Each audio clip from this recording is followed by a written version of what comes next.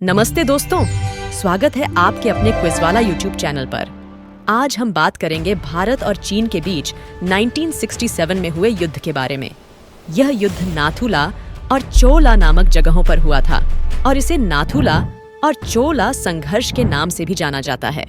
तो चलिए जानते हैं इस महत्वपूर्ण अध्याय के बारे में विस्तार से। 1962 के भारत चीन युद्ध के बाद भी दोनों देशों के बीच तनाव बना रहा। 1967 में यह तनाव नाथुला और चोला के क्षेत्रों में खुलकर सामने आया। ये दोनों इलाके सिक्किम में स्थित हैं, जो उस समय भारतीय रियासत थी और अब भारत का हिस्सा है। सितंबर 1967 में नाथुला पास पर भारतीय और चीनी सैनिकों के बीच संघर्ष शुरू हुआ।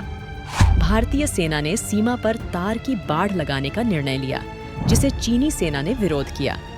11 सितंबर को चीनी सैनिकों ने भारतीय सैनिकों पर गोलियां चलाईं, जिससे संघर्ष की शुरुआत हुई। भारतीय सेना ने मजबूती से जवाब दिया और तोपखाने का इस्तेमाल करते हुए चीनी सेना पर भारी गोलाबारी की।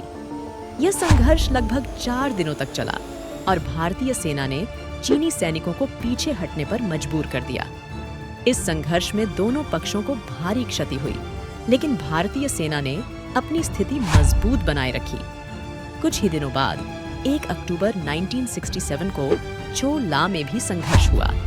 चीनी सैनिकों ने भारतीय क्षेत्र में प्रवेश करने की कोशिश की, लेकिन भारतीय सेना ने उन्हें मजबूती से पीछे धकेल दिया। इस संघर्ष में भी भारतीय सेना ने अपनी स्थिति बनाए रखी और चीनी सैनिकों को वापस लौटने पर मजबूर कर दिया। इन संघर्षों के बाद भारत और चीन के बीच तनाव कम हो गया और सीमा पर स्थिति सामान्य हो गई। यह युद्ध भारतीय सेना के साहस और पराक्रम का प्रमाण है।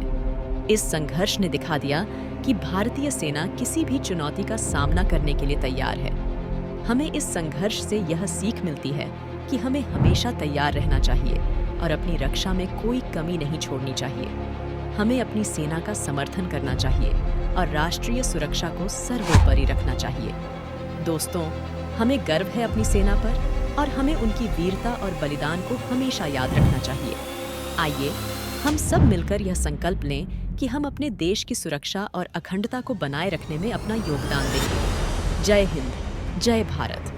अगर आपको यह वीडियो पसंद आया हो तो इसे लाइक और शेयर करें और हमारे चैनल को सब्सक्राइब करना न भूलें, ताकि आपको ऐसे ही और दिलचस्प वीडियो मिलते रहें।